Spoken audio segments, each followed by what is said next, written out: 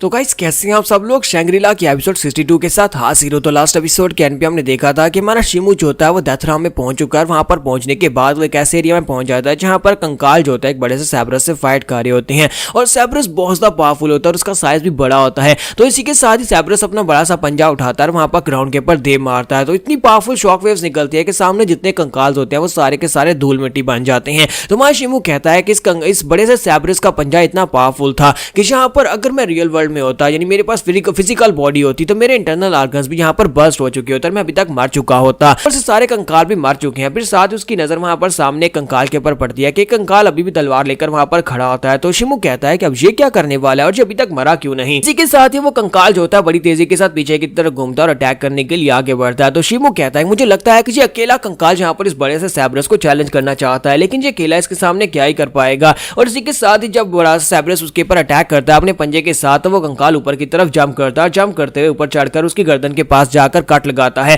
तो सैब्रस बहुत ज्यादा गुस्सा होता है और मुंह खोलकर उसके ऊपर अटैक करने लगता है, लेकिन इसी के साथ वो जंप करते हुए फिर से उसके दूसरे बाजू के ऊपर चढ़ जाता है और वहां पर से चढ़कर उसके ऊपर फिर से जाकर कट लगाता है। फिर साथ ही ऊपर हवा में चला जाता है और वहां में जाने के बाद उसके सर की तरफ आगे बढ़ता है ताकि उसकी गर्दन काट सके। तो मां शिमू ये सब कुछ देख रहा था और कहता है कि ये कंकाल फाइटर जो है ये मुझे लगता है कोई काम सा फाइटर नहीं है, बल्कि इसके पास काफी सारे स्किल्स हैं। ये तो बड़े अच्छे से यहाँ पर सैब्रस के साथ फाइट कर रहा है। तो वो कंकाल जो होता है ऊपर से अटैक करता है और उसके ऊपर आकर मॉन्स्टर के ऊपर, जबकि यहीं पर से नेक्स्ट सीन जो होता है दूसरी तरफ मास्टर जू का दिखाया जाता है। मास्टर जू जो होते हैं वहां पर अपनी कॉन्शियस एनर्जी को यूज करते हुए अपने लिए एक स्पिरिचुअल पैट को वहां पर समन कर लेते हैं, उसके साथ कॉन्ट्रैक्ट बना लेते हैं और कहते हैं कि मेरा यहाँ पर कॉन्ट्रैक्ट कंप्लीट हो चुका है, मैंने इस बार यहाँ पर वाकई में काफी बड़े बेस्ट को पकड़ लिया है और लेकिन इसके लिए मुझे यहाँ पर अपनी बहुत सारी मेंटल एनर्जी को वेस्ट करना पड़ा है, मेरे पास बहुत ही कम मेंटल एनर्जी बची है। लगता है कि बहुत ही जल्दी मैं यहाँ पर से फॉर्मेशन की मदद से पुल बैक होने वाला हूँ, तो इससे पहले मैं यहाँ पर खुद ही वापस चला जाता हूँ। फिर साथ ही उन्हें साइड के ऊपर से धमाके की आवाज आ रही होती है। तो वो कहता है कि यहाँ पर साइड के ऊपर से धमाकू की आवाज आ रही है,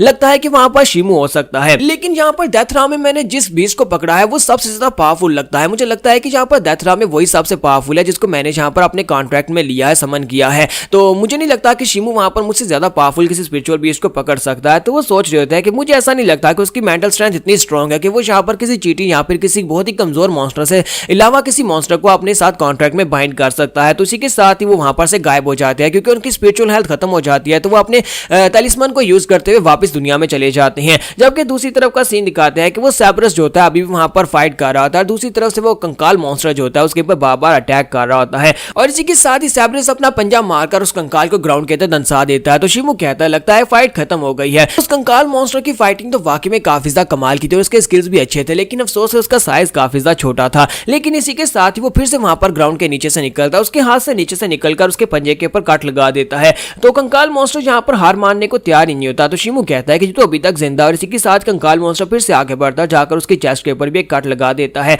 और इसी के साथ ही सैब्रस जो होता है अपने पंजे के साथ जब उसके ऊपर अटैक करता है तो वो खुद भी वहां पर गिर जाता है। तो हमारा शिमू भी वहीं पर नीचे उतर आता है और कहता है मेरी मेंटल हेल्थ जो है वो बहुत ज्यादा कम रह गई है, मुझे लगता है कि मैं भी बहुत ही जल्दी यहाँ पर से वापस समन बैक होने वाला हूँ। इससे पहले कि मैं वापस चला जाऊँ मुझे यहाँ पर कोई स्पिरिचुअल बीस्ट ढूंढना होगा और उसके साथ अपनी बॉन्डिंग करनी होगी। यहाँ पर आने के बाद अब खाली हाथ वापस तो नहीं जाना चाहता क्योंकि यहाँ पर मेरे पास ज्यादा टाइम नहीं बचा और मास्टर जू भी मेरा मजाक उड़ाएंगे कि मैं यहाँ पर पहली बार आया था और बिल्कुल खाली हाथ वापस चला गया। और इसी के साथ ही वो कंकाल मॉन्स्टर जो होता है उड़ता हुआ उसके पास आकर गिरता है क्योंकि जब वहां पर सैब्रस ने उसके ऊपर अटैक किया था तो उड़ता हुआ सीधा उसके पास आकर गिर जाता है। तो शिमू कहता है कि ये क्या, ये तो अनडेड सोल्जर है, जी यहाँ पर मेरे पास कैसे आया। और इसी के साथ ही देखता है कि साइड के ऊपर तो सैब्रस भी ऊपर चढ़कर आ जाता है जहां पर शिमू होता है और अपना मुंह खोलकर उसके ऊपर भी अटैक करना शुरू कर देता है। तो शिमू कहता है कि मेरे पास अब और कोई चॉइस नहीं है, यहाँ पर जाने से पहले मुझे एक ना एक स्पिरिचुअल बीस्ट तो चाहिए ही चाहिए। और इसी के साथ ही वो आगे बढ़ता है और जो कंकाल मॉन्स्टर होता है उसी के ऊपर जाकर अपनी उंगली को यूज करते हुए स्पिरिचुअल फार्मूला को एक्टिवेट कर देता है और कहता है कि आज के बाद से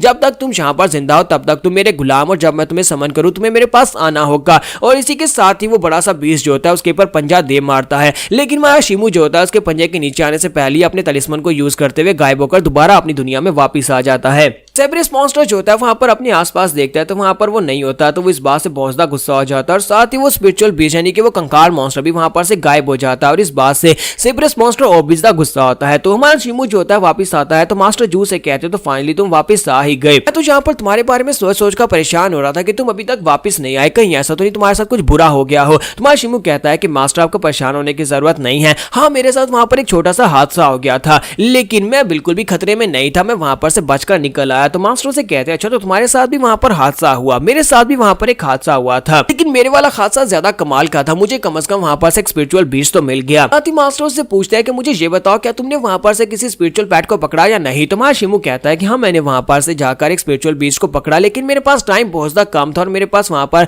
स्पिरिचुअल बीस्ट कोई था भी नहीं, तो मैंने वहां पर एक अनडेड सोल्जर यानी एक स्केलेटन मॉन्स्टर को ही अपना स्पिरिचुअल बीस्ट बना लिया। मास्टर उसकी बात सुनने के बाद कहते हैं क्या तुमने वहां पर एक स्केलेटन वॉरियर को अपना पेट बना लिया। फिर साथ ही वो से कहता है कि मैं तुमसे और क्या ही उम्मीद कर सकता हूं, क्योंकि वो सबसे लो लेवल के वॉरियर्स हैं उस दुनिया में, यानी डेथ राम में सबसे लो लेवल उन्हीं का था और तुमने यहाँ पर सबसे लो लेवल के वॉरियर को अपना स्पिरिचुअल पेट बना लिया। चलो कोई बात नहीं, वैसे मुझे लगता है कि अगली बार जब तुम वहां पर जाओगे तुम किसी पावरफुल बीस्ट को लेकर आ सकते हो। मास्टर हंसते हंसते वहां पर से अंदर चले जाते हैं और कहते हैं कि अब यहीं पर बैठकर इंतजार करो, मैं तुम्हारे लिए कुछ लेकर आता हूं। तुम्हारा शिमु जो होता है वहां पर बैठकर स्पिरिचुअल स्टोन्स की तरफ देख रहा होता है कि उन सभी की ग्लो खत्म हो चुकी होती है। तो हमारा शिमु कहता है कि लगता है कि इन स्पिरिचुअल स्टोन्स को सिर्फ एक ही बार यूज किया जा सकता है, इनके अंदर जितनी एनर्जी थी वो सारी की सारी चली गई है। शिमु वहां पर से कुछ पत्थरों को उठा लेता है और उनको उठाकर वहां पर चेक कर रहा था और कहता है कि ये सारे के सारे मिड ग्रेड के स्पिरिट स्टोन्स हैं, लेकिन ये काफी ज्यादा एक्सपेंसिव लगते हैं क्योंकि इनका साइज काफी ज्यादा बड़ा है, तो इनको खरीदने में काफी ज्यादा पैसा लगने वाला है। लगता है कि मैंने यहाँ पर गलत सुशी को चूज कर लिया, क्योंकि मैं एक स्पेशल समनर हूँ। स्पेशल समनर के लिए सारी की सारी चीजें यहाँ पर पैसों के साथ खरीदी जाती है, जिसमें तलिस्मन्स और रे फॉर्मेशंस हैं।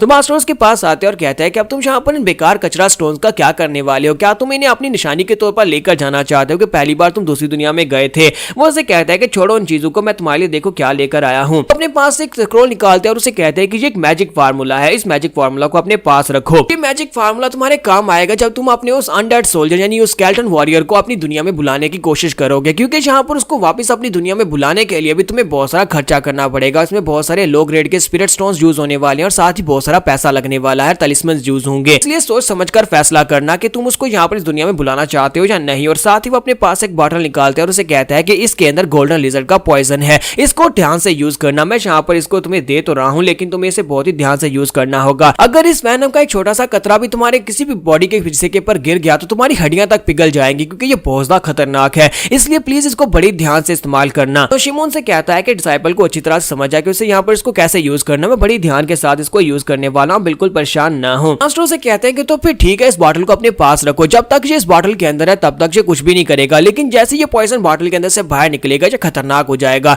यहाँ पर हर एक चीज को ये पिघला सकता है, चाहे वो कुछ भी क्यों ना हो। इसी के साथ ही हमारा शिमु जो होता है उनके पास से वो सारी चीजें ले लेता है और साथ ही सोच रहा था कि बहुत ही जल्दी यहाँ पर बड़ा कंपटीशन आने वाला है। मुझे इस बार के कंपटीशन में अपने लिए सी रैंक की रैंकिंग तो जरूर चाहिए होगी और उसके लिए मुझे यहाँ पर एक पावरफुल मैजिकल वेपन की जरूरत है। ये समनिंग वाला काम तो मैं बाद में भी कर सकता हूँ, बाद में यहाँ पर आराम से बैठकर किसी स्पिरिचुअल बीस्ट को समन किया जा सकता है, लेकिन फिलहाल के लिए मुझे यहाँ पर अपने लिए अपने स्पिरिचुअल मैजिकल वेपन को बनाने की कोशिश करनी है। और इसी के साथ ही उस वॉरियर को भी दिखाता है कि वो कंकाल वॉरियर जो होता है दूसरी दुनिया में वेट कर रहा था कब उसका मालिक उसे यहाँ पर अपनी दुनिया में बुलाएगा। यहाँ पर हम लोग अपनी एपिसोड 62 का एंड करेंगे और नेक्स्ट एपिसोड में देखेंगे क्या हमारा शिमु जो है वो अपनी स्वर्ड के ऊपर इंग्रेविंग कर पाएगा, क्या उसे मैजिकल वेपन बना पाएगा और यहाँ पर उसके अंदर पांचों एलिमेंट्स में से कौन सा एलिमेंट डालेगा कि जिसकी मदद से उसका स्पिरिचुअल वेपन ज्यादा पावरफुल हो।